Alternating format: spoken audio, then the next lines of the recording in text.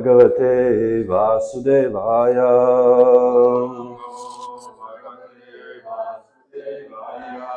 Om Namo Bhagavate Vasudevaya.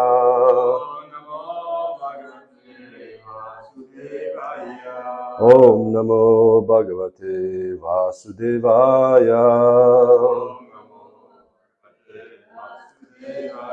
Narayanam Namaskrityam Naram Chaiva Narotamam Devim Saraswatim Vyasam Tato Jayamudirayet Nashta Prayesha Baddeshu Nitya Bhagavata Sevaya Bhagavati Uttama Shloke Bhaktir Bhavati Naishtiki.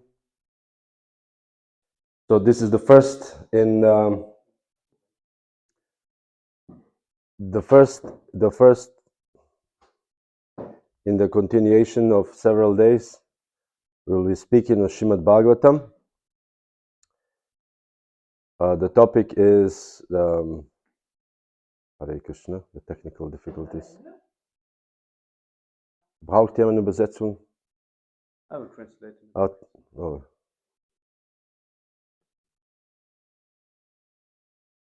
Hare Krishna, Krishna Krishna, Hare. No, it's ready. Yeah.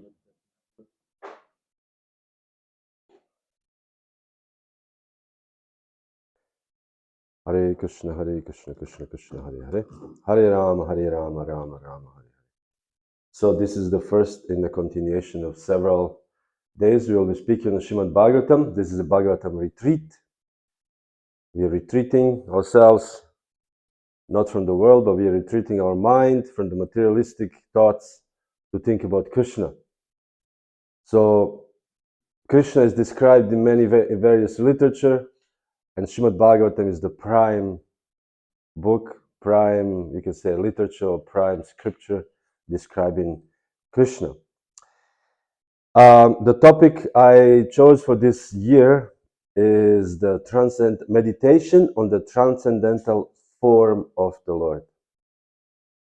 So, because I was thinking, I was inspired by certain things which I will speak first, where this title came from. Or title could be also written in Sanskrit, Astu Krishna Atma. Astu Krishna Atma, this is the verse spoken by Bhishma Dev in the first canto of Srimad Bhagavatam, 9th chapter. And translation is, let there be my mind, let my mind go unto Sri Krishna. So this is the theme of this gathering, that our minds somehow or other go unto the form of Sri Krishna. Because we can meditate, we can meditate on Krishna in so many different ways. We can think about devotional service. We can think about Krishna's qualities. For example, Rukmini in the Srimad Bhagavatam, she heard about Krishna's qualities. She was very attracted to Krishna. So, and also we can do devotional service. So there's 9 aspects of devotional service: Shravanam, Kirtanam, Vishnu Swaranam, Padasevanam, Archanam, Dasyam, Sakhyam, and Atma Nivedanam. We can do all these aspects, and Srila Prabhupada says, any of these, if you perfect any of these aspects, you will be eligible to go back home, back to God. But at this year, we'll particularly fix our minds on Krishna's form. Just his form. How does he look like? And we'll speak about today. We'll speak about the introduction about the form of the Lord, meditation on Krishna. First of all, how does this whole idea of came about? How do we meditate on Krishna? And the second day, we'll speak about Lord Kapila's instruction in the 3rd canto of Srimad Bhagavatam, how to actually how to meditate on Lord Vishnu or Krishna, how to do it. There's a practical thing. Of course, this is the advice for the yogis, but we can translate into our own way. And we'll speak about Dhruva Maharaj also. Second part of this, there will be 2 parts. The first part will be Lord Kapila's instruction of how to meditate, and how austerity is a part of meditation. that to actually be able to meditate on the Lord properly, we have to also do some bodily adjustments, that is called tapasya, austerities. So what kind of austerities we will have to do? We'll use some examples of Dhruva Maharaj and Prithu Maharaj. They're a little bit extreme, but this is the adjustments of the body helps certainly to think of on the form of the Lord. Day 3, we'll be speaking about, we'll meditate on some of the avatars, different avatars and their bodily features or their features. I chose, for now it may change, but for now I have a Varaha Dev, I have a Mohini Murti. I chose Mohini Murti because we don't speak much about Mohini Murti. And recently I was reading something and I found that in South India, Madhva Sampradaya, they have eight mats or 9 mats, I don't exactly know, something like this, 8 or 9 mats, mean 8 or 9 temples, main temples in Udupi. And one of them is Mohini temple. I was thinking, how would that be interesting to actually have a Mohini Murti on the altar and we worship Mohini Murti. I never heard this before, so I thought, wow, this will be a very interesting topic for us also. To see the features of the Mohini Murti is one of, the most beautiful woman of all times. Everybody wants to be the most beautiful woman, but of all times, of all places, not so easy. It has to be the Lord Himself. So the aspects of Mohini Murti. And then I wanted to speak about Lord Ramachandra, because recently there was a Rama Navami, and I read quite a bit about Ramachandra, Lord Ramachandra, and his bodily features were very, very attractive. And it is said in the Srimad Bhagavatam, this is a book by Sanatana Goswami, when Gopakumar went actually to planet where Lord Ramachandra is presiding, you can say, he was very attracted to the beauty of Lord Ram. He could not stop looking at Ram because his beauty was unparalleled. Also, this was the one. And of course, I will speak a little bit. We cannot but not speak about Lord Chaitanya. Of course, I avoided to speak about Nrsimhadev because everybody's, you just have Nrsimha Chaturdashi.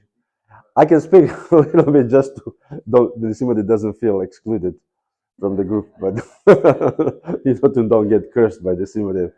But you just heard Nrsimha Chaturdashi, so many devotees, senior devotees speak about Nrsimhadev.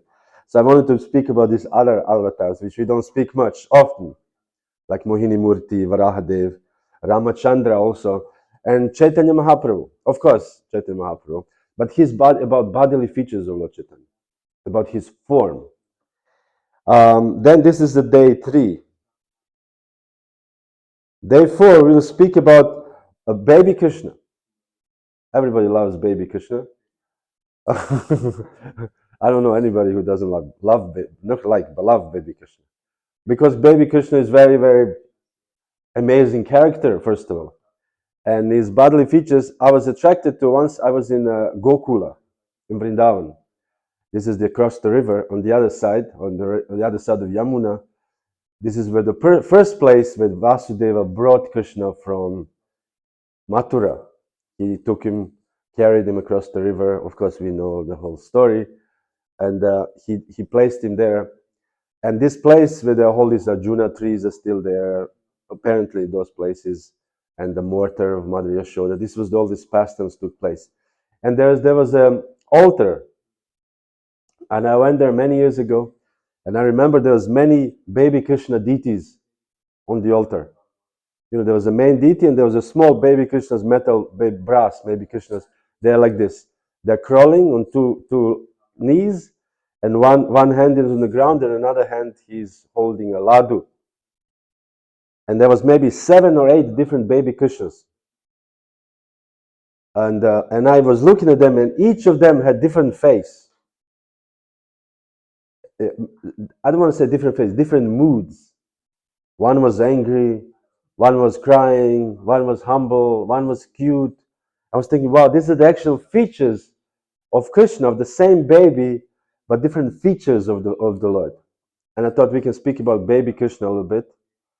The Krishna's form, transcendental form as a baby. We can meditate on this. Then fifth day, we'll speak about positive and negative meditation on Krishna. Negative meditation, we all know, the demons negatively meditating on Krishna. Particularly the champion in negative meditation was King Kamsa. He was so much meditating on Krishna, but in a negative way. So I want to speak about what is the outcome or what is the result of negative meditation. And on the other hand, in the same pastimes, positive meditation was Akrura. Akrura was even sent by Kamsa to catch Krishna, and Kamsa was not foolish enough, but he was proud enough to reveal his plan. You will bring Krishna and I will kill him.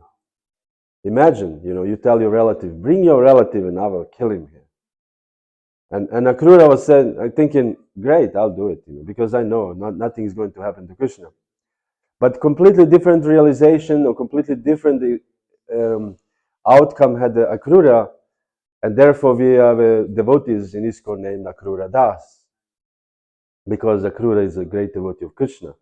On the other hand, we don't have a Kamsa Das in ISKCON. Not yet, I don't know. Maybe in the future, we don't know. Hopefully not. Kamsa Das, I am coming in a line of, nobody will say this, So, negative meditation and positive meditation. And for the last day, as always, we leave last for the best, is the meditation of the gopis. How do gopis meditate on Krishna? Because ultimately, this is our sampradaya's, you can say goal, to meditate on Krishna. The only difference is the gopis' meditation of Krishna, on Krishna, is outrageous. And it is described in many scriptures. It is described in Chaitanya Charitamrita, in Antya Lila, also in the beginning in Adi Lila, internal reasons of Lord Chaitanya's appearance. And the 10th canto of Srimad Bhagavatam, the Gopis' lamentation, and the song of the bumblebee, and also description of the rasa dance. So many descriptions. How do gopis meditate on Krishna? I left this as the end because in the Srimad Bhagavatam also, Srila Prabhupada says the first 9 cantos, the Srimad Bhagavatam is like a body of the Lord, Prabhupada says. And the first 9 cantos are up to the neck. First canto, second canto are the lotus feet of the Lord. And I know Hanumat Prashak Swami, His Holiness Hanumat Prashak Swami said, he proclaimed, he said, we should do the lifelong study of first and second canto. Always stay at the lotus feet of Krishna, in a humble position. So, and the other cantos are higher, up to the 9th canto. And then the 10th canto, Srila Prabhupada says, is the smiling face of the Lord. So everybody wants to see a smiling face. Again, if you see a baby, it's nice to see these little feet, or little fat legs or whatever, with this, how you call this? Baby speck, Germans, But this is all nice, but we want to see the smiling face of the baby. Baby look like, and we think, This is a mother seeing the face of the child drowns in the pools of joy. So we also want to drown in the pool of joy of seeing Krishna. And so we leave the smiling face of Krishna as the 10th canto. So we'll speak about Gopis' meditation on Krishna as the last. So this will be our meditation on Krishna for the next 6 days. So Hare Krishna. So as I said in the beginning, this speech or this discussion will be, the title is Meditation on the Lord's Transcendental Form. First of all, meditation is a focusing or fixing mind on something. Of course, nowadays we have all kinds of meditation. I actually looked, what is actual meditation? Because nowadays so many people meditate. There's one famous actor, he wakes up at 3 o'clock in the morning and he meditates for 1 hour. Famous actor. I was like, what, 3 o'clock in the morning, And then what is he meditating on? So I researched a little bit what is meditation. Usually what people meditate, is on awareness. You become aware of your breath, or your surrounding, or your stillness, something like this. That you're aware that you exist, something more like awareness, focusing on one particular point, like focusing of your air or breath, or focusing of your mind, or something like this. So meditation, So meditation, we also in Krishna consciousness we meditate a lot. So when I was distributing books in America, and people said, "What is this book about?" I said, "Karma reincarnation, yoga meditation." I said, "Oh, okay, sounds interesting. Karma reincarnation, yoga meditation." Because these are the four things people think about India. Okay, karma reincarnation, yoga meditation. So what is meditation for the Krishna devotee? Is putting impression on mind. Or as we call it, changing the consciousness. This is a dramatic way to say it, changing the consciousness. They expect like the thunder, like the simile, is changing the consciousness. Because consciousness is a very difficult topic. In the philosophy, there are many philosophers of the mind, and now there's these neuroscientists, neurophilosophers, as they call them. They're dealing with the brain, philosophy of brain, and the consciousness. Besides all these amazing, intelligent people and thousands of books, they could not, until now, figure out or agree what consciousness is. And this is public knowledge, we don't know exactly what consciousness is. We will find out, but right now we don't know. So we will avoid speaking about consciousness. We know consciousness, as Prabhupada said, is a symptom of a soul, symptom of life. Life comes from life. Life cannot come from, dead thing. So if there's a living person walking, or a tree, or a bird, that means that this consciousness, that this entity is conscious, means that there's a soul around there, nearby this body.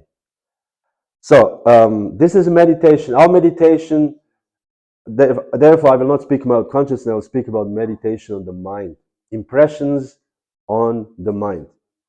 Because what we do in Krishna consciousness, we are actually impressing our minds all the time. We are sometimes in the morning, before we see the deities, if we chant Hare Krishna, we are pressing our minds with the Hare Krishna mantra. Like as Bhaktisiddhanta said, in the morning with the shoe, in the evening with the stick. We beat the mind. This is even more extreme. We are beating the mind.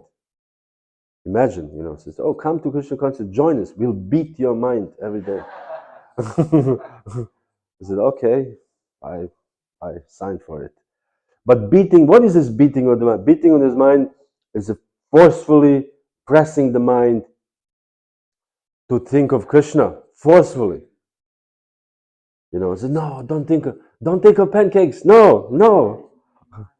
Not pancakes." When I was the young devotee, that was my main meditation. I was chanting, I was thinking, my mother, I really like, this like a caramelized sugar and walnuts, pancakes. No, don't think of pancakes with caramelized sugar and walnuts. So, and I try to impress my mind, no, think of Krishna. So this is meditation, actually. Meditation means impressing your mind with something which doesn't come so naturally. And this is also called sadhana bhakti. We do something which is not at the moment natural. We think about this or that, or even if you're born in India, every land of Krishna. I was just Shri Srimad Prahlad Maharaj ki Jai. I was speaking the other day in Köln about I just wanted to see how in India is the land of Krishna. Even this was about the holy name. Even if you chant offensively, even if you chant neglectfully, or if you chant thinking about something else, you'll get the benefit of a Hare Krishna mantra. And I just, as a joke, I Google Krishna auto, and there was a auto, Krishna Volvo Chandigarh. the salesman, you know, the sale company. Krishna, what was Krishna Mercedes? There was Krishna Mercedes. There was Krishna. So many. There's the Krishna Electrics. You know, so if you just put auto or shop, Krishna shop, and all kinds of things come out. But the point is, even if you in India, land of India is land of Krishna, by neglectfully chanting Hare Krishna, Krishna Volvo, you will get benefited, you know, unknowingly. But this, you will not meditate actually on the form of the Lord. So we in the Hare Krishna movement, we are consciously trying to meditate on the form of the Lord. So this title, this whole idea of when, you know, when I was asked what kind of topic I would like to select from Srimad Bhagavatam, I was thinking, what is important to me at this moment? And what was important to me, that moment when Bhishma Dev, in the first canto of Srimad Bhagavatam, chapter 9, was dying in the battlefield, after the battlefield of Kurukshetra, on the battlefield after the battle was over, all these soldiers dead, and Bhishma was pierced by hundreds of arrows, pierced so much that he actually was stuck to the ground, as we poetically say.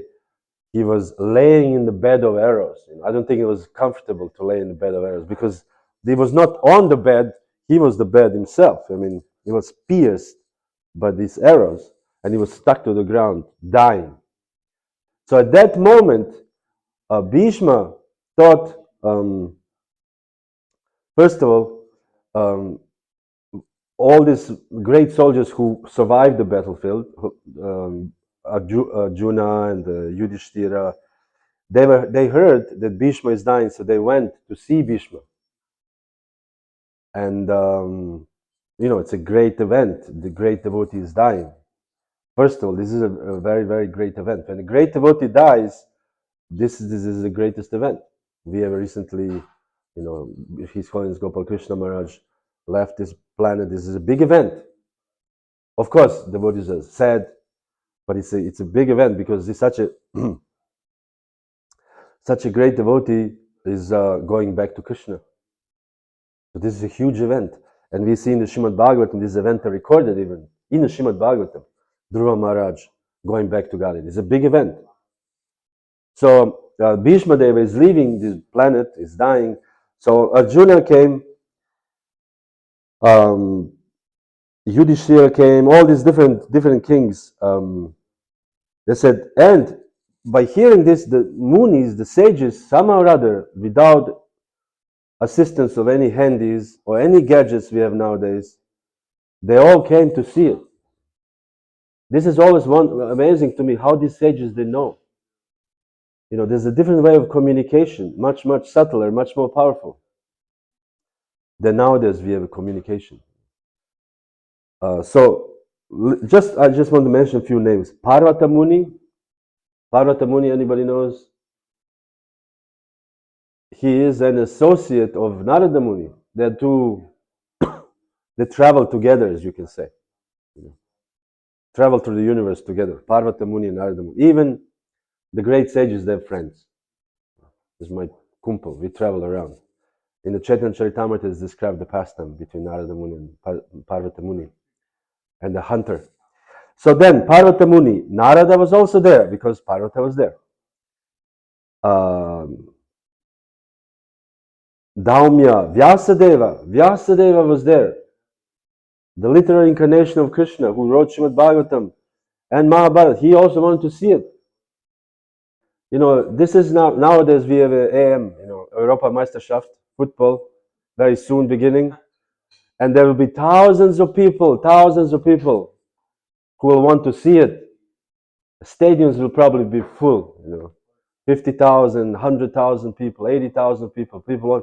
And I think a few years ago, there was a Weltmeisterschaft, the World Cup, and the finals, I don't know who played finals, but it was watched, over 1 billion people watched this live. 1 billion people. Because the interest of people is such. They want to see this thing. So the sages, they don't want to see the Weltmeisterschaft. They want to see the disappearance of Bhishma Deva. Also, because Krishna will be there. They knew it somehow or other. So Vyasadeva came, Narada, Parvata, Brihadashva, Bharadwaj, Parashuram. These great personalities. Vasishta, this is the hero of the Ramayana. Indra Pramada, Trita, Gritasmada, Asita, Asita Devala Vyasa, this is one of the great devotees. Kakshivan, Gautama. Anybody from Gautama Gotra? We watch you? You're not. Somebody just told me come from Gautama Rishi, Gotra, in India. You know, every Indian has some line. If you're Brahmana, you come from some Rishi, one of the Shapta Rishis. And he came from Gautama. Wow. Gautama, Atri also. Kaushika and Sudarshana were present. This is the, I'm sure these are just the main sages. I'm sure there are many, many more. These were just like, you have a poster. Today, Gautama Rishi is coming, for the festival, Simhacham, they put big names and everybody's like, oh, Gautama is coming. But there are many other, but they're not so well known or important. Anyway, so all these people, and then Shukadev Goswami came, the speaker of Srimad Bhagavatam. He also came to see it. Kashyapa Muni, Angirasa. This is like unbelievable. All this, whoever is somebody, is there. Somebody in the echelon of the very advanced spiritual devotees. So they all came to see this event. Nobody wants to miss that. Who cares about the Weltmeisterschaft, in football? This is the event they wanted to see. So they came, all were coming to see Bhishma Deva. And meanwhile, Yudhishthira was coming also to see Bhishma Deva, but Yudhishthira was not coming alone. He came amongst the other with Krishna, the Supreme Personality of Godhead. Krishna, as we know, was playing the part of Arjuna's friend, and he did not want to participate in the battlefield of Kurukshetra, although he was a Kshatriya. He was acting as Arjuna's chariot driver. So not a huge, important, position. But somehow or other, Krishna was all on the battlefield there, and he had a few adjustments to the battle himself. He put a Sudarshan chakra and so on and so forth, or he stepped on a chariot of Arjuna. When an arrow was coming to Arjuna's forehead, Krishna stepped somehow on a chariot, and the chariot sunk. So it was only his crown was hit, but he did not participate. But also Krishna was, because he was a chariot driver, because the arrows are shooting, and sometimes the chariot driver is affected. Sometimes horses are killed.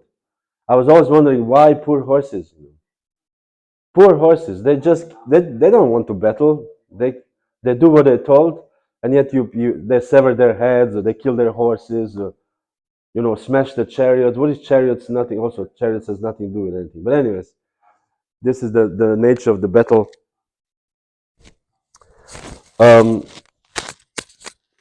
So Krishna was arriving, and then this is the famous words you can say of Bhishma Deva, who said this, several verses. And this one verse he says, "May his glittering yellow dress, Krishna's, and his lotus face, covered with paintings on sandalwood pulp, be the object of my attraction." So Bhishma wanted to see this particular picture. So that's what I was thinking. Meditation is you have one picture and you want to meditate on this picture. It's dhyana, meditation. Focus your mind on this one picture. And this is the picture. There are 2-3 pictures here. Bhishma Deva explained, but this glittering yellow dress. So Prabhupada explains here, the rays of the sun glitter of the yellow dress of Krishna. Krishna has like a golden colored dress. And then when the sunshine, shine on Krishna, is on glittering.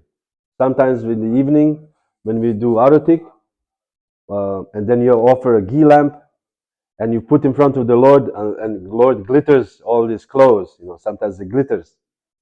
So this is what Bhishma wants to see. Krishna covered his forehead with the sandalwood pulp and dressed in this yellow clothes, and his clothes is glittering on the sun. This is what he wants to see. This is the verse, another verse, verse 39. But interesting enough, this I want to say a little bit, why Bhishma said, I want to see this, because this is the object of my attraction. I'm attracted to this particular form, and may I not desire fruity results. I want to see this, and I want to not to do this or see this. So we know in the Shastras, there's always confirmation and negation. Like always think of Krishna and never forget him. This is the instruction of the Shastra. So there's a positive and as well as negative. Think of Krishna and don't forget him. But because you may think like always think of Krishna is sufficient, but it's not. Don't forget him is also to confirm. Don't forget him, meaning confirm. Always think of Krishna. So this is what Bhishma wants to do. He wants to think of Krishna always and never forget him. And I thought also for the devotees, when we meditate on Krishna, when we meditate on Lord Nrsimhadev, or whatever we'll see later on when we speak about the objects of our devotion, of our meditation, we should think of this in that way. I want to see this form and I don't want to see other forms. Sri Chaitanya Mahaprabhu has spoken this in the 4th verse of the Shikshamrita. Na danam, na janam, na sundarim, kavitam va jagadisha kamaye, mama jamanishvare, bhavata bhaktir ahatukitvaye. So Lord Chaitanya said, I do not want, beautiful women, or women should think, I do not want a handsome man. I do not want many followers or in any kind of enjoyment of sense gratification. So this is this rejection of this material. But what I want is this. I want this form of yours. So this is the Bhishma's mentality, mentality of Bhishma Dev. Bhishma Dev said, at the moment of death, let my attraction be unto Sri Krishna, the Supreme Personality of Godhead. I concentrate my mind upon the chariot driver of Arjuna. So again, this is very specific description of Krishna, because Krishna is so many different forms. As you see, the baby Krishna, then there's a little older Krishna, there's incarnations of Krishna. So on which Krishna to meditate? And we'll speak about this also later, that everybody, ultimately, every devotee finds the form of the Lord is very suitable to their hearts. And this form only and nothing else they want to see. So Bhishma Dev said, I want to concentrate on this because my mind upon a chariot driver of Arjuna, this is the Krishna he wants to meditate on, the chariot driver of Arjuna. No other Krishna. No Krishna in Vrindavan. No. This is the chariot driver of Arjuna. This is what he wants to meditate. Who stood with the whip in his right hand. So this is again another picture. Krishna is holding a chariot. In his right hand he has a whip for the horses. And a bridle rope in his left. Holding the horses with left, right with the whip. And who is very careful to give protection to Arjuna chariot by all means. So this is meditation. This is what meditation. So again, astu Krishna Atma. Let my mind dwell on Krishna or be meditated on the Krishna's form.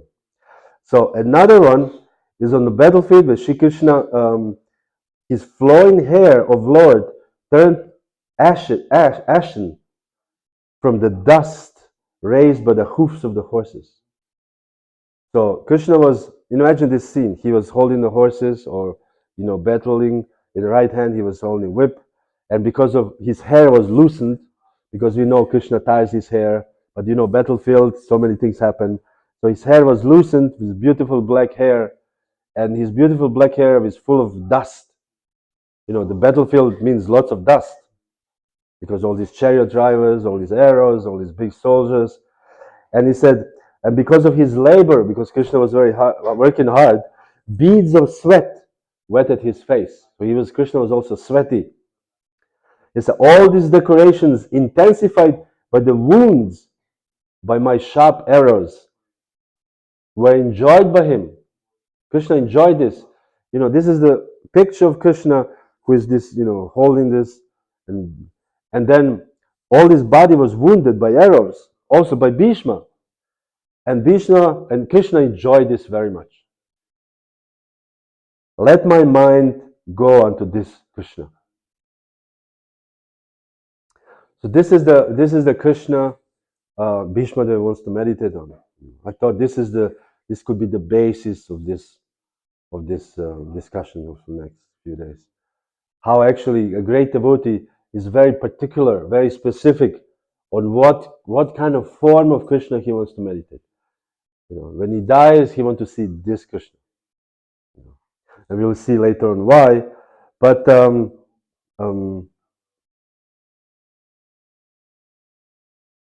just one note here, because we're speaking about Krishna's form and Krishna's body also, that Krishna being pierced by the arrows is not the same as we would be pierced by the arrows. It's very different. Prabhupada explains here, the Lord's body and the Lord are identical, and therefore there was no possibility of wounds in the absolute body. It just looked like that. Because Krishna's body is transcendental, and our bodies are not transcendental. So therefore, when we get wounded, we get cut, the blood falls, we feel pain. But Krishna actually, because his body is totally transcendental, although appearing to be wounded like blood, it's actually transcendental body. And therefore Krishna he got great pleasure. First of all, nobody can harm Krishna unless Krishna wants it. Nobody can harm us unless Krishna wants it. As they say, Prabhupada quoted many times, Mare Krishna Rake Ke, Rake Krishna Mare Ke. Nobody can, if Krishna wants to protect somebody, nobody can harm him. Again, look at Prahlad Maharaj. Throwing him through the snakes and through the mountain cliffs, and nothing happened. Boil, and did you try to put boil oil on your hand? Don't try it. It's very painful. Not good. But Krishna is no problem. No problem. So, but if Krishna wants to harm us, nobody can protect us. Nobody can protect us. Nobody. So many examples, Srimad Bhagavatam, 10 canto. I was once distributing only Krishna books on the street, only Krishna books. And my mantra was like, oh, these are nice books for children's stories. I did many mothers with strollers, and I said, this is nice children, or young children, nice stories for kids. But later I was thinking, man, every single story is a deliverance. Whenever I read Deliver of King Shishupal, I think like deliverance. It's a killing. So Krishna killed many demons. Kamsa, he grabbed him by the hair and punched him in the chest. So nobody can protect anybody. Hiranyakashipu, he thought he was protected. Nobody can protect him. Nobody. So nobody want to speak of Krishna. Nobody can harm Krishna. Nobody can do anything to Krishna unless Krishna wants it. So Krishna allowed Bhishma to throw the arrows of him, and he felt and the arrows as explained as a kisses of the gopis, or even worse, I don't know. Prabhupada says as a loving bites of the two lovers.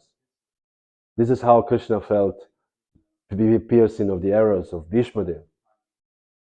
So he wanted, he allowed him to do this. And Prabhupada says, of course, in his preaching, that the common man, they cannot understand this. They cannot understand that Krishna's body is transcendental. And this is the problem. Also, we should also not think that I'm not a common man myself. I'm also a common man myself. So therefore, let me understand how Krishna's body is not material. And therefore, the verse from the Bhagavad Gita is very, very important verse. This verse is like a key verse to understand, to see what are we actually trying to do in Krishna consciousness. Janma karma chame divyam evam yoveti tattvataha yatvamam tattvadeham naidi mameti soarjuna. That Krishna, whoever understands Janma and Karma, this is we are trying to, as devotees, to understand Janma and Karma of Krishna. This is a small attempt to understand the Janma of Krishna, his birth. Why? How does Supreme Personality of Godhead, God, takes birth? Why? And how? How does that look like? Srimad Bhagavatam describes really well. How does it look like? And karma, what kind of activities the Supreme Lord does. So if we are trying, the more we understand Krishna, the more we read Srimad Bhagavatam, the more we understand Krishna, the more we will actually come closer to the never take birth in this material world. Punar janmana vidyate. Never again. Of course, we'll have to take one more. Therefore, when devotees sing, may you never take birth again, I always says, no, this is not philosophical correct. We'll have to. Better said, may you take one more birth in Bauma Vrindavan again, and then that's the last one somehow. But it cannot be a good song. But we'll take one more birth in the next Leela in Krishna, in the material world. Bauma Vrindavan. Prabhupada explained this. That whoever dies, devotee, if you die perfect, if you're ready to go back to Godhead, we don't go to Goloka Vrindavan immediately. Because we are not ready yet. We have to go to Bauma Vrindavan. The Prabhupada says we have to learn, we have to get training by the GOPIS or whatever our constitutional position is. Gopis, we have to be trained. And then completely, and because there's only little traces left. Even if you wash, I don't know who washes pots. Anybody washes pots? No. Somebody. Manzuka. Yeah. So if you wash pots, there's always a little something left. You cannot ever, of course, maybe you not, but there's always something little left, a little something, and then you see, oh, there's a little thing, but so this little things. So we go to Bama Vrindavan and we don't have anything. And it is described in the 10th canto when the gopis heard the flute of Krishna. And Krishna was playing this flute, and we know when Krishna plays flute, nobody can resist. Nobody. Even Giriraj melts the stone. And the cows just stop. You hear this bang, bang, bang, cow. Klum, klum, klum, klum, klum. And then when Krishna plays the flute, no more sound. Just silence. Everybody's stunned. And the gopis in the night, when they heard Krishna's flute, they ran into the forest. Forget about everything, anything. Family and, very strict. India is very strict, tradition, women not leaving they said, they don't even say sorry, they just leave. Completely betzalbat, bewildered, And then, but some gopis cannot go. Cannot. So many times I also, as a devotee, I think, man, I want to do things, Krishna, for you, but I'm not, you don't let me. I once complained to the deities, to Jagannath. I want to do this for you. I don't want to do it for me. It's for you. It's for you. I'm not, And Jagannath said, well, you're not qualified. Of course, he didn't say it, but I saw it by my later on by my realizations.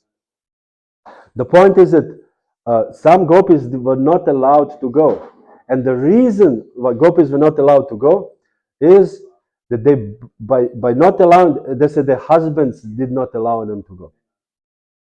And the reason why the husbands did not allow them to go is because of this pain of not seeing Krishna. This is a very painful thing. They burned the last traces of material desires, of material existence. And that was the last few specks of dirt finished. So this is how Krishna works. Anyways, to come back to our topic.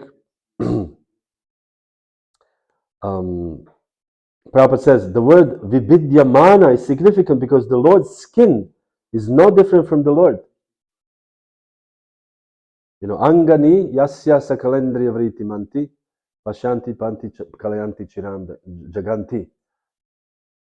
Ananda chinmaya sadhujvala. I'm here in Nisimadev, so we sing Nisimadev in the morning. So every limb of Krishna is actually as the same as any other limb. So Krishna can eat by his hand. Prabhupada many times gives example that we cannot eat with our hand. We can, masticate nice, very nice, whatever cake, but it's not satisfying. But Krishna can actually eat with his hand. And Krishna can eat with his look, and Krishna can eat with his hearing.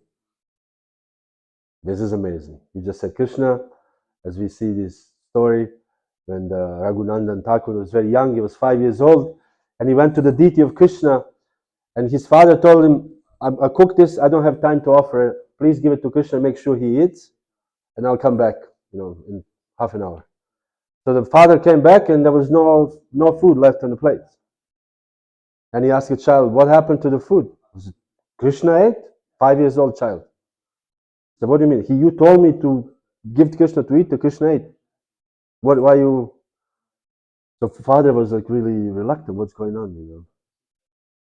Because when we offer food, we put on front of the deities, and we ding ding ding ding ding, and we say, we do some mantras and we chant, and then Krishna by hearing, and we assume that he ate, because Krishna is eating by hearing, but the child did not know that he has to assume. So the child said, "Eat." Children, they don't know mantras. They say, "Eat." And the deity was, playing flute, pretending not to hear it. So he said, "Eat." And the Krishna was like, so the child said, "Eat, because my father will be very angry at me if you don't eat it." So Krishna said, how can I eat it? So deity had to eat. He was very heavy on the deity. He has to eat. So the deity ate the food, and then the father came and he saw no food, and he said, "Well, you told me." The children are sometimes like this, very, So the father was hiding in the behind the curtain the next day, and he saw Krishna had to eat because the child was very adamant. You have to. So meaning that Krishna, no different, because Krishna is eating always. In the story of the Govardhan Hill, Govardhan ate all of this food. They brought so much mountains of rice, mountains, and Krishna ate all of it, and then he returned it. Now this is for prasadam. So there's no difference between Krishna's skin and Krishna. There's no difference between Krishna's any part and Krishna. So Krishna is absolute. So this is it a little bit. I guess I have 15 more minutes. Okay, we also continue in the afternoon. Govinda is not here. So Krishna says in the Bhagavad Gita, chapter 4, text 6, Ajopi san avyayatma bhutanam ishvaropi san prakritin svam adhishtaya sambhavami atma mayaya. This is Krishna said. So this is Krishna said, Ajopi san, although I am unborn. So Krishna is actually Ajo, unborn. He's not born. Another person in the material world, the only person in the material world who is unborn is also known as Aja, Brahma, Lord Brahma. Because he's not born, of course he's born from Krishna, but he's not born from material mother and father. So therefore, another name for Brahma is Aja. So Krishna is Ajopi son. Although I'm unborn and my transcendental body never deteriorates, I appear in every millennium in my original transcendental form. So Krishna's form is transcendental. He appears millennium after millennium after millennium after millennium. And again, in Srimad Bhagavatam, in the third canto, there's a description of the scheduled incarnations. There are all kinds of various incarnations. Kurma, Varaha, Matsya, Nrsimhadev, all kinds of different incarnations. and they're all appearing millennium after millennium. They're appearing, and the most famous appearance of those for me at the moment is when Srila Prabhupada was traveling to America for the first time on the boat Jaladuta, and Prabhupada had a heart attack and another heart attack, and Prabhupada was very sick because of the motion sickness. Anybody travel in the boat? Motion sickness? You were doing well. I had a very difficult times, very difficult times in motion sickness. It's somehow I thought there's nothing, but there's like you really want to, you know. So Prabhupada felt very sick, and also there was the weather was not helping. There was lots of waves and lots of wind, and you know. So Prabhupada was having difficult situation. Then Prabhupada had a dream, and in his dream, as I said, that various avatars, Dash avatars and other avatars, they came and they were rowing the boat of Prabhupada. Imagine the scene. I was thinking, imagine Varaha, you know, rowing the boat, you know, Nrsimhadev, of course Nrsimhadev is strong, you know, rowing the boat. All this kurma, you know, fish rowing, you know, Matsya, all of these incarnations, Hayagriva, the horse, rowing the boat, you know, and all these incarnations, they told him, don't worry, we'll take care of it. After this, Prabhupada was, he said, I knew I'll be reach America. I will reach America, but he was not sure because he thought he will die on the way. And after this was the sailing was very smooth, no wind, no everything was fine. So incarnations appear, and even to the devotees. It is said, anybody who knows Vrindavan, in the lake called Nitya, the lake Punchari down Apsara Kunda. In Apsara Kunda, there's a lake, and in this lake, particular Kunda in Govardhan, in the south of Govardhan, Punchari, is the place where Dashavata reside eternally. So this is a nice place. Of course, the other place is also nice, but because they're all connected to Krishna. But Krishna says here, I'm unborn. I appear millennium after millennium in my original form. This is important. Krishna actually never takes birth or, retake birth. I was born and, you had whatever, 3 kilos, 75 grams. Everybody's like, wow. I don't know. Is it normal size? I had a 4.2, I think. Something like this. Huh? Maybe. Maybe, I don't know. I think I had a 4.2. Big knochen. 3.5 kilos. But Krishna is actually never born, although he appears to be born or appears to or comes. There's some very unusual births for Krishna. Like, for example, Varahadev appeared from the nostril of Brahma. Why would you choose to come from a nostril? I really don't understand. I don't think anybody will ever understand this. But maybe Krishna has his reasons. I'm sure he has reasons. I'm sure the demigods will have, and they read in Srimad Bhagavatam the reason why. Because they said in Srimad Bhagavatam in the heavenly planets is 1,000 times bigger than ours. So must be the details why Varahadev came from the nostril of Lord Brahma.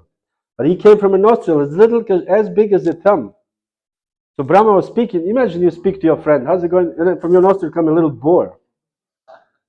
And he's floating in the air. He's like, what was that about? Especially Lord Brahma, as an engineer of this universe, he knows everything. He knows every body, every shape. So he's not like surprised to see any shape. Like we see, discovery of, some fish recently with the hands or something. Oh, the scientists, the new fish we never seen before. Brahma has seen it all. He knows everything. But when he saw a boar, he was, what is this now? He did not know what kind of creature is this. So, Varahadev grew bigger and bigger and so on. But the point is here, Krishna chooses to appear in different ways, sometimes even as an ordinary person, Lord Ramachandra. Lord Ramachandra never was displaying any, godhood, like as Krishna lifting Govardhan hill. Lord Ramachandra was just a human person. So sometimes appears as a human person, Um, but Prabhupada says here, the Lord says that He appears in His own body. Krishna appears in His own body. He does not change the body. Like we are changing the body. Krishna does not incarnate. He's sitting there laying in the Karana ocean, and he thinks, let me take body of a fish, and then he gets born as a fish. No, this body as a fish exists eternally. This is like mystery. This eternity. This is like a completely different topic. I'm not a mathematician, but this is a very interesting topic. What does it mean to be eternal? Eternal means no beginning, no end. How is this possible? We cannot conceive. But Krishna is eternally existing as a fish. So his fish here, Prabhupada says, however, Krishna does not appear, does not get born. He appears, and he does appear by his internal potency. Meaning that Krishna is always situated. Just 1 second. Krishna always exists in his eternal potency, but as Prabhupada says, sometimes the sun appears and disappears to us, to our vision, and we think sun, has disappeared. I know when I was young, there was one famous adventurer in my country, and he traveled to all this. Was going to craters, going to Africa. At that time, it was like a big deal. Nowadays, people put video, in the crater of the mountain. But at that time, he went to these amazing places, and he said he was in India. No, he was with Bedouins in the desert. And there was an old Bedouin story that one day the sun decided not to get born in the morning. Meaning that sun always, every night, sun dies, and in the morning the sun gets born.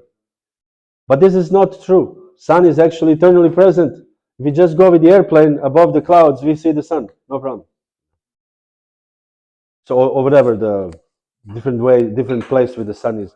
So sun is just present always. So Krishna is always present. It is just that we cannot see him. And this is the difference. So Krishna avyakta, sometimes is avyakta, sometimes is vyakta. Sometimes appears, sometimes disappears. It is said in Vrindavan, the Vrindavan pastimes of Krishna exist eternally. This is another mystery. It is just that we cannot see it. But those who covering of Maya is removed, then they can actually see the eternal pastimes of Krishna. And this is how Goswamis, who were sent by Krishna to Vrindavan, they could actually discover these pastimes. They didn't have these people who look for gold on the beach, They didn't have like a pastime finder, Beep, beep, beep, beep, beep, beep, beep. How is the Kalia Lake? No, they were just chanting about their purity, this pastime revealed in their own heart, and said, this is the place where this happened. So this is actually eternal. Pastimes of Krishna is eternal as far as Krishna's form. So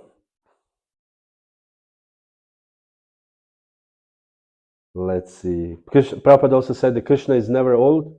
The Krishna's form, he said, although on the battle of Kurukshetra he was 125 years old, he'd never looked older than 20, 25. Young boy. Because Krishna is Nava Yovanam, eternal, and always youthful. Why would anybody want to be old? Anybody wants to be old? Not really. If people say, I want to be old, this is a lie. This is a total. If people say, I'm not afraid of death, this is a lie. These atheists say, I don't care. You don't care because you don't have other option. If somebody gives you option, die now or live another 800 years, what do you think they will choose? Nobody will say, I don't care. They will say, no, I'll take 800. So we don't have options, so therefore we justify our ignorance. So Krishna never gets old. Never. He's always eternally young. Nava Yovana.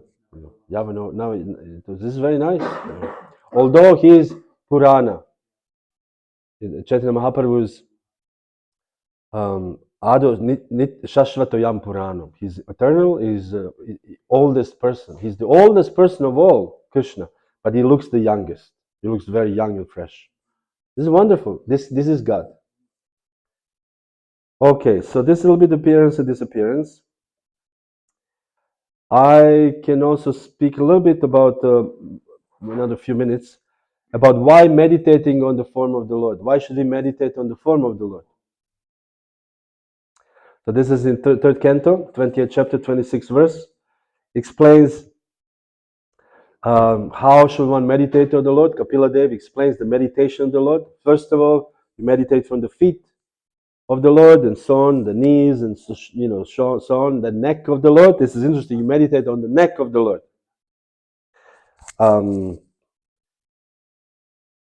The chest, meditate on the neck, who is adored by the entire universe. The entire universe is adorning the neck of the Lord.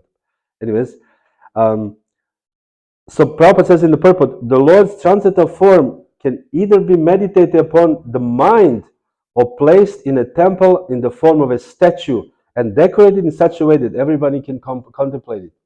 When we see Lord Nrsimhadev with these beautiful decorations, it's very beautiful. We see the sword and you think, wow, Nrsimhadev is so powerful.